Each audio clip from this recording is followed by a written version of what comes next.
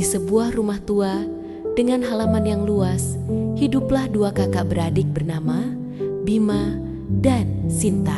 Mereka sedang berlibur di rumah nenek mereka yang memiliki kamar paling menarik, sebuah kamar loteng yang jarang dibuka. Suatu sore yang hujan, nenek mengizinkan mereka masuk ke kamar loteng.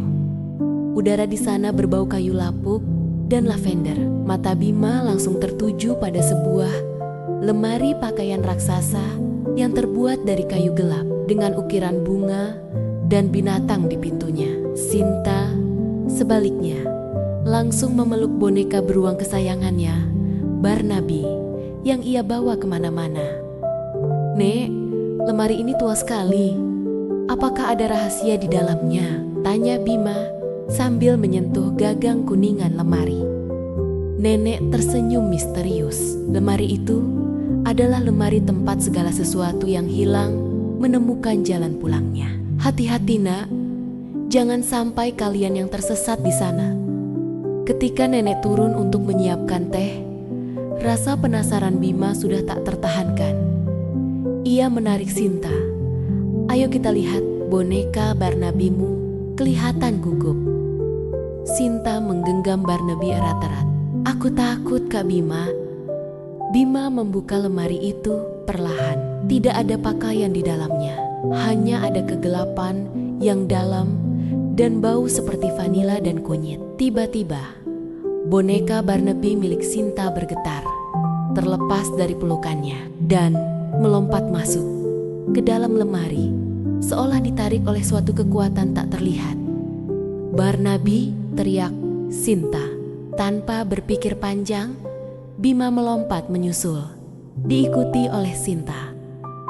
Bukanlah bagian belakang lemari kayu yang mereka dapati, melainkan sebuah terowongan berpola kain perca yang berputar-putar. Ketika mereka keluar, Bima dan Sinta berdiri di lapangan rumput hijau yang dipenuhi oleh bunga-bunga kancing. Di depan mereka berdiri sebuah kota yang seluruhnya terbuat dari kain, benang, dan busa. Itu adalah kerajaan kain perca. Langitnya berwarna biru muda seperti kaus lama, dan matahari berbentuk kancing emas besar. Di sekeliling mereka berjalanlah berbagai macam makhluk. Boneka beruang yang bisa bicara, robot mainan dengan kaki yang sedikit bengkok, balok-balok susun yang saling bergosi. Dan ya, boneka Barnaby Sinta sedang duduk bingung di atas kursi kayu. Tiba-tiba, sekelompok mainan prajurit yang terbuat dari mainan tentara plastik berbaris mendekat. Pemimpin mereka, sebuah boneka prajurit kayu yang gagah, membungkuk. "Selamat datang, anak-anak dari dunia luar. Saya adalah Jenderal Benang. Kalian adalah manusia pertama yang datang sejak Ratu Bola Benang terakhir kali berkunjung. Kami mencari boneka kami." Barnaby, dia melompat masuk. Jelas Sinta. "Oh, dia adalah pendatang baru yang hilang," kata Jenderal Benang. "Semua mainan yang hilang di dunia, yang dirindukan oleh pemiliknya, berakhir di sini. Tapi saat ini, kerajaan kami dalam bahaya." Jenderal Benang membawa mereka ke Istana Kapas, di mana mereka bertemu dengan Raja Boneka, seorang boneka kayu yang tampak sedih dengan satu mata kancingnya hilang. "Kesedihan menyelimuti kami," kata Raja Boneka dengan suara lembut. Kekuatan sihir yang menjaga agar gerbang lemari tetap terbuka dan yang membuat kerajaan ini hidup berasal dari jarum sihir emas kami. Tapi jarum itu dicuri. Tanpa jarum itu, kerajaan akan memudar menjadi debu dalam waktu 1 malam. Dan semua mainan yang hilang akan hilang selamanya.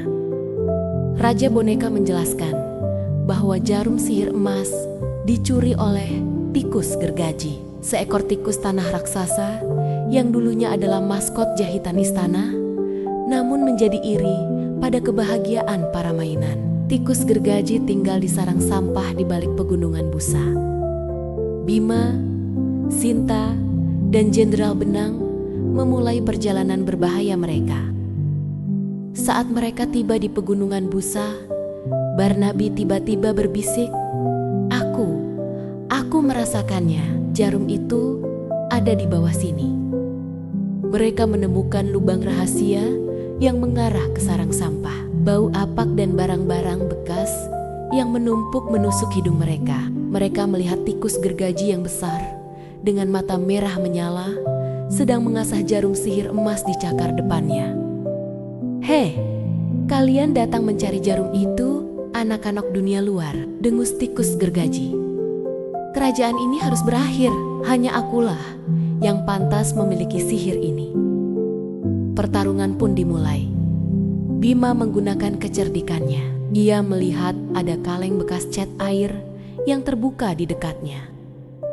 "Sinta, lemparkan boneka Barnabi ke arah tikus gergaji," teriak Bima. "Apa? Tidak mungkin." Sinta terkejut. "Percayalah, cepat." Dengan hati yang berat, Sinta melemparkan boneka Barnabi. Barnabi mendarat tepat di hidung tikus gergaji, yang terkejut dan terganggu. Pada saat yang sama, Bima berlari dan menendang kaleng cat air, membuat cat tumpah dan mengenai wajah tikus gergaji. Tikus gergaji menggeram, buta sementara karena cat yang lengket. Jarum sihir emas terlepas dari cakarnya dan jatuh ke tumpukan kain. Jenderal Benang dengan cepat mengambil jarum itu. Cahaya hangat keemasan menyebar dan kerajaan kain perca terasa hidup kembali. Raja boneka tiba dengan sisa pasukannya dan mengurung tikus gergaji dalam sangkar benang rajutan yang kuat. "Kalian menyelamatkan kami," seru Raja boneka. "Terima kasih, Bima dan Sinta. Kalian telah membuktikan bahwa cinta seorang anak pada mainannya adalah sihir yang paling kuat." Raja boneka memberikan jarum sihir emas kepada Jenderal Benang untuk disimpan di tempat yang aman. Boneka Barnabi Sinta kini tampak sehat dan bahagia kembali. "Sudah waktunya kalian pulang, anak-anak dunia luar." Gerbang hanya terbuka sebentar saat energi sihir pulih, kata Jenderal Benang. Mereka mengucapkan selamat tinggal dan melompat kembali ke pintu kain perca yang berputar. Sekejap kemudian, mereka kembali ke kamar loteng yang gelap, berdiri di depan lemari pakaian tua. Lemari itu tertutup, dan suasana kembali hening. Bima dan Sinta saling berpandangan.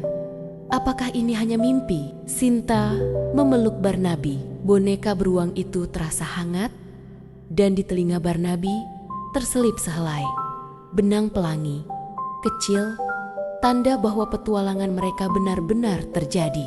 Mereka buru-buru turun. Mereka mendapati nenek sedang menikmati tehnya. Nenek tersenyum melihat mereka. "Bagaimana di atas? Apakah kalian menemukan yang kalian cari?" Bima dan Sinta tersenyum, berpelukan erat. "Ya, Nek," kata mereka serempak. "Kami menemukan.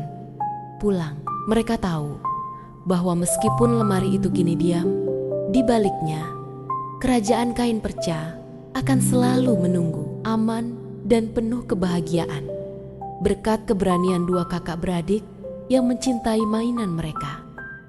Anak-anak yang baik, malam ini tidurlah yang nyenyak. Selalu sayangi mainan dan barang-barang kalian, karena di dalam setiap benda yang kalian cintai mungkin tersembunyi sebuah rahasia ajaib dan petualangan yang menunggu. Selamat tidur.